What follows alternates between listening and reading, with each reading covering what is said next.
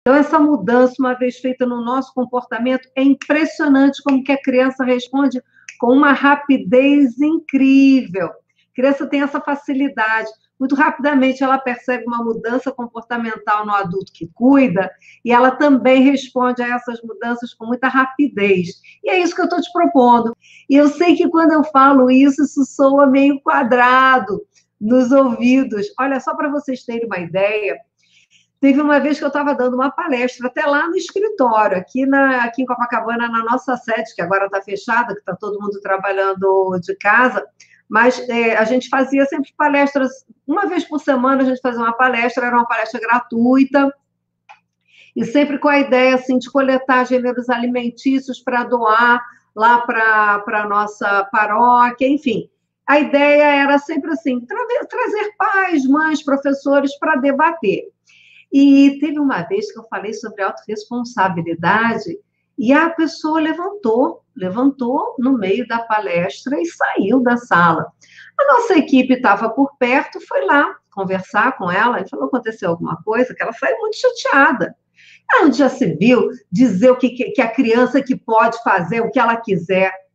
Aí a pessoa perguntou para ela assim: mas a Márcia não falou isso. Falou sim, falou de autorresponsabilidade. Isso daí é coisa para deixar a criança fazer o que ela quer.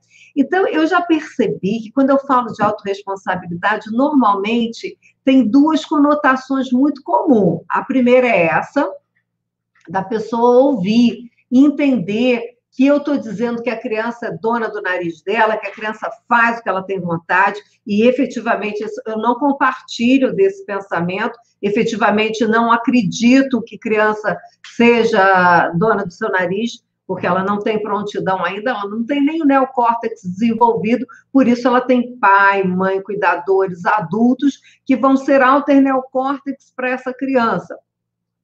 E a outra conotação que eu já ouvi muitas vezes quando eu falo de autorresponsabilidade é alguns pais, algumas mães compreenderem, ouvirem eu falar de consequência e punição.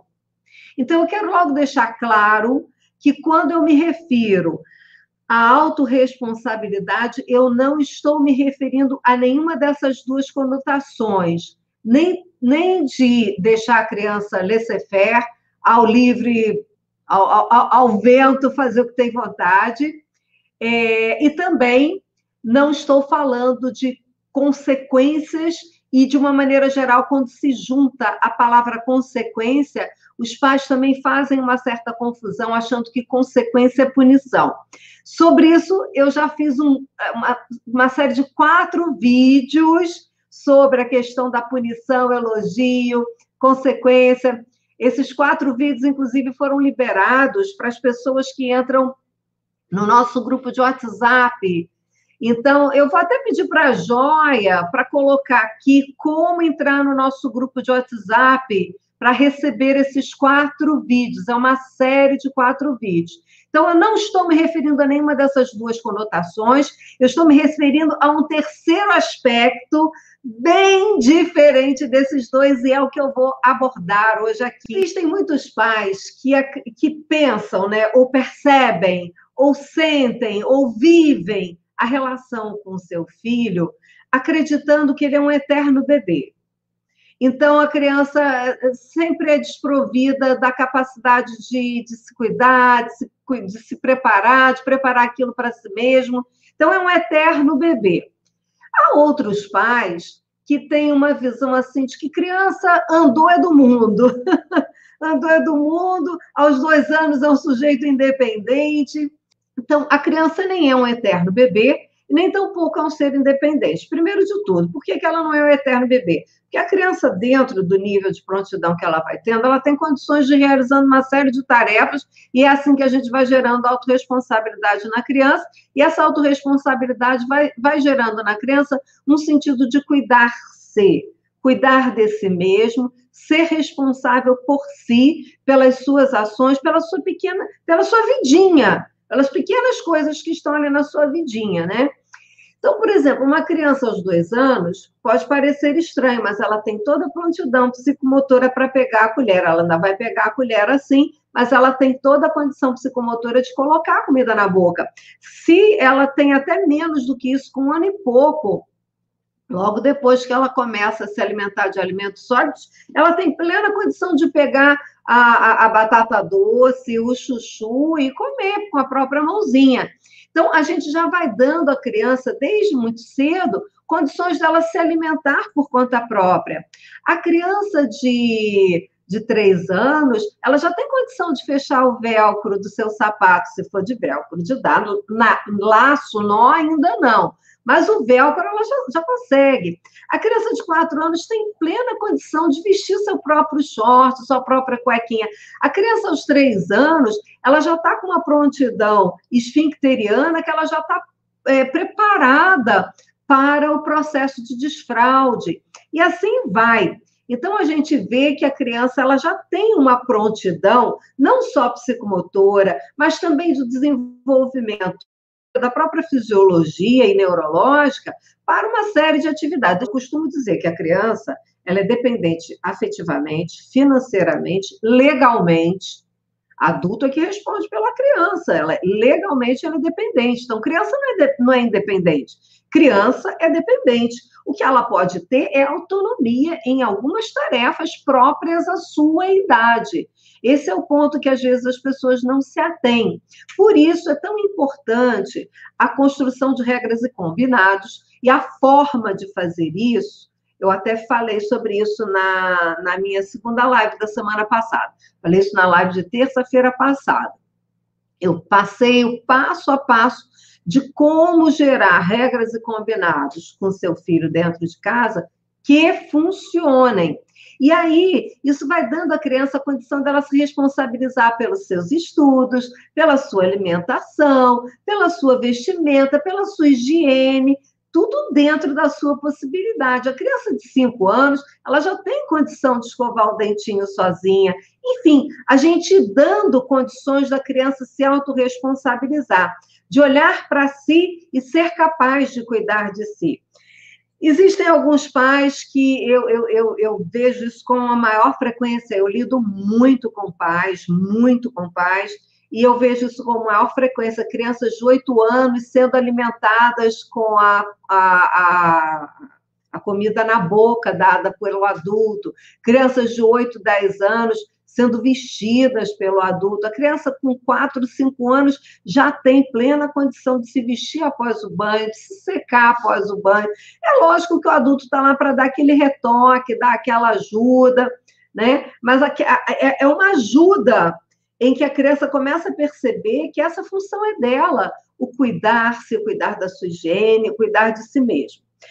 Autorresponsabilidade, pessoal, também significa a gente levar a criança ao empoderamento. Esse é outro assunto que gera uma certa angústia e desconforto aos alguns pais, não digo a todos, mas alguns pais. Empoderamento, pessoal, novamente, não é a criança ser dona da própria vida e decidir o que vai fazer, mas ela se apropriar daquilo que ela tem de melhor, das suas melhores características, das suas melhores condições.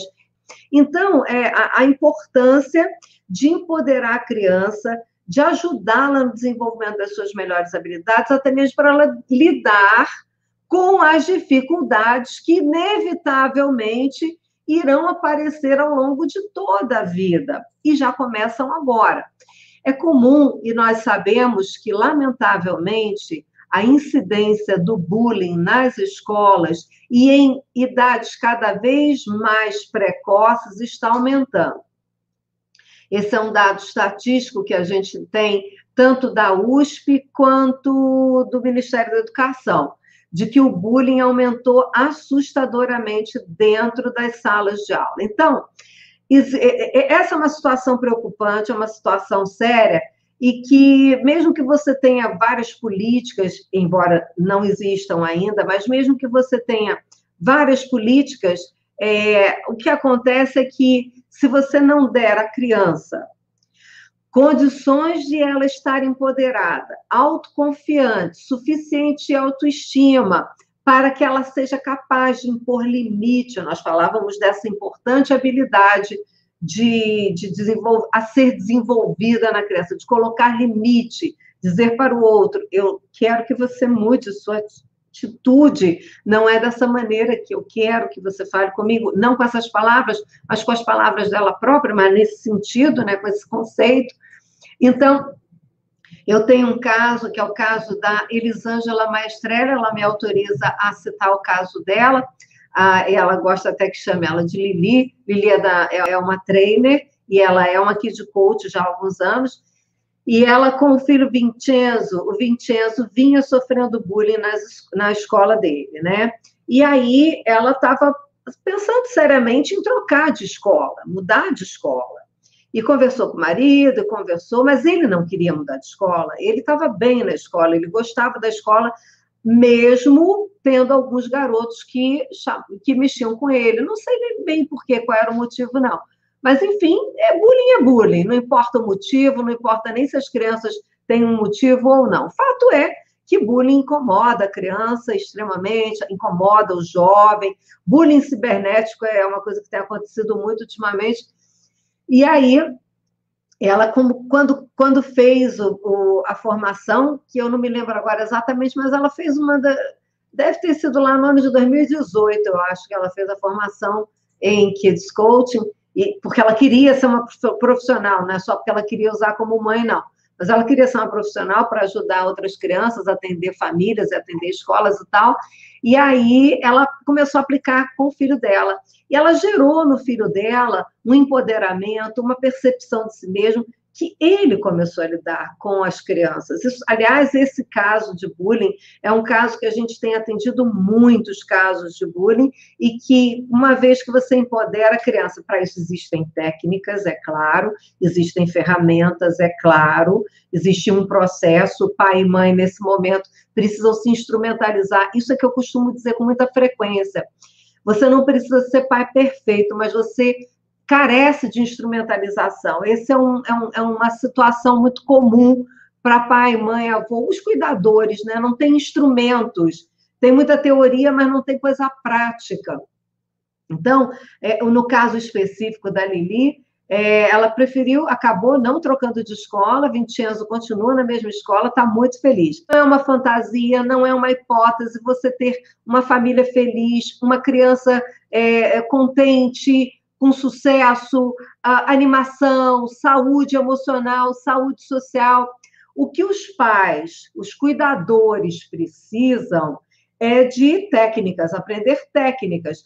Quando eu passo algumas técnicas para vocês, é claro que não é um programa, não é um curso, mas eu tenho certeza que nesse momento eu não só empodero você como um cuidador, como um educador, como uma mãe, um pai, que acaba sendo aquilo que sempre quis ser, como pai, como mãe, né? Eu sei que eu empodero você para que você seja capaz de empoderar o seu filho. Empoderar, pessoal, não é fazer o que muitas vezes eu vejo, e aliás eu fico triste da vida quando eu vejo isso, algumas crianças que vão para a internet e fazem lives que você vê que são falas de adulto.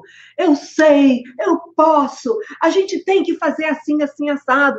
E aquele discurso estranho que não condiz com a maturidade nem social, nem emocional, nem verbal própria de uma criança. Então, é aquela coisa decorada de pai e mãe que passa para a criança, né? Então, não é isso que é empoderar a criança, não, viu, pessoal? Empoderar a criança também não é levar a criança para dentro de um hotel, como eu soube certa vez que aconteceu, uma pedagoga que levava para um grupo de crianças para um hotel, ninguém me contou, eu vi o vídeo, e a criança de 8, 10 anos gritava, eu não vou mais sentir isso, eu estou decidida a não sentir mais isso. Um troço maluco, uma lavagem cerebral. Isto não é empoderamento, isto é lavagem cerebral, e a gente sabe no que dá isso, a gente sabe como é que se deu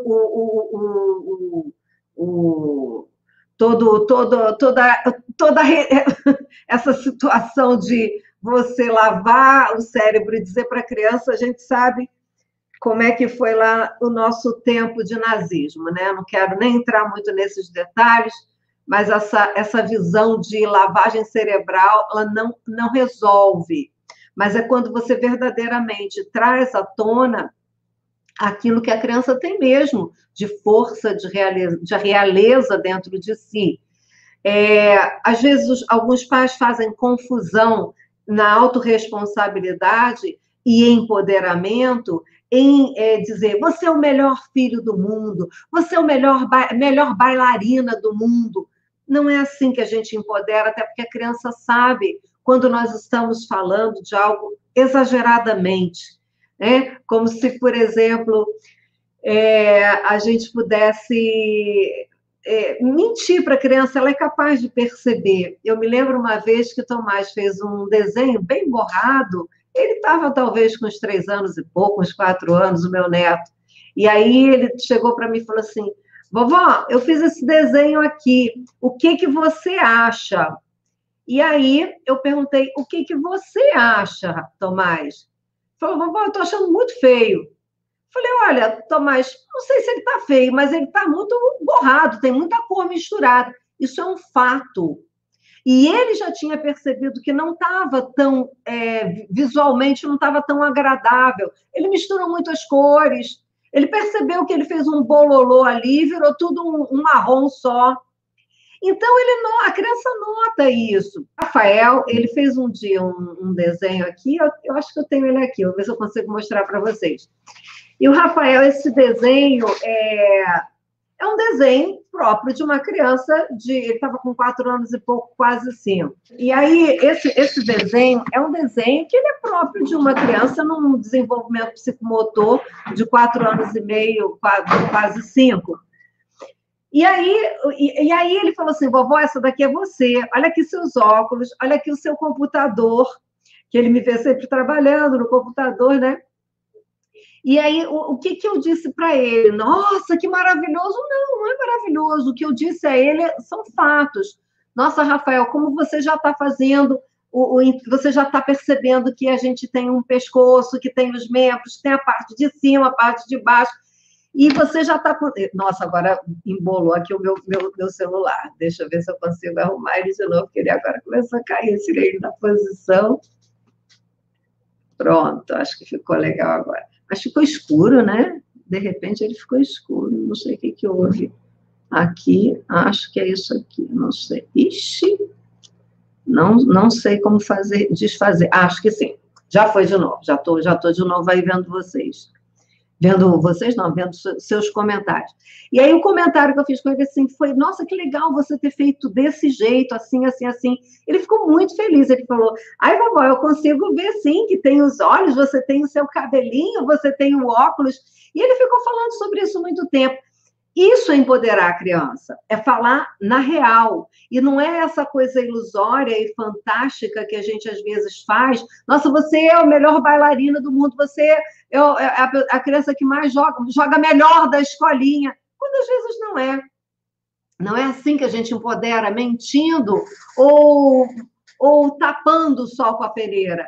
Empoderar, gerar autorresponsabilidade na criança significa ela se perceber com as suas reais forças e realezas. Muitas vezes, quando eu vou trazendo essas soluções para as mães, para os pais, eles me dizem assim, eu não tenho tempo para implantar tudo isso que você fala. Isso tudo demora muito tempo, são coisas muito difíceis, eu nem sei se isso funciona, isso dá muito trabalho.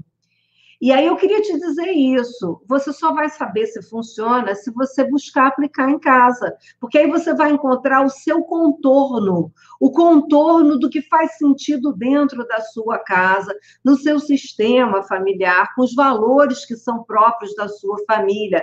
Eu não tenho uma regra pronta, eu não tenho uma receita de bolo para te dar, eu não acredito que realmente receitas de bolo, faça isso, faça assim, faça assado, conforme algumas disciplinas pedagógicas, ou o próprio Google faz, eu não acredito nisso, eu acredito que eu te dando os parâmetros, ajudando você a pensar, você tem condições de aplicar.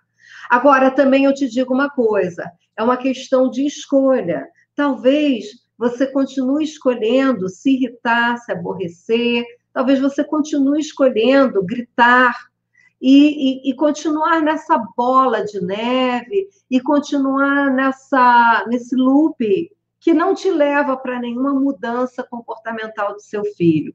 Os pais, o pai e a mãe, os cuidadores diretos, são os melhores coaches, os melhores psicólogos, os melhores professores que as crianças podem ter.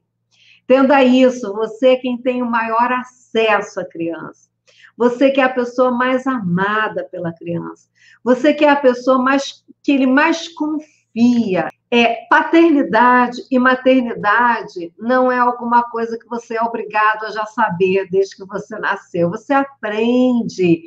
São habilidades, a paternidade e a maternidade podem ser adquiridas. Quando você está aqui numa live, quando você sugere um conteúdo, quando você pratica, quando você faz uma leitura, você vai fazendo mudanças e vai aprendendo a ser pai, a ser mãe. Você acredita que toda a vida eu tenha sido uma excelente mãe?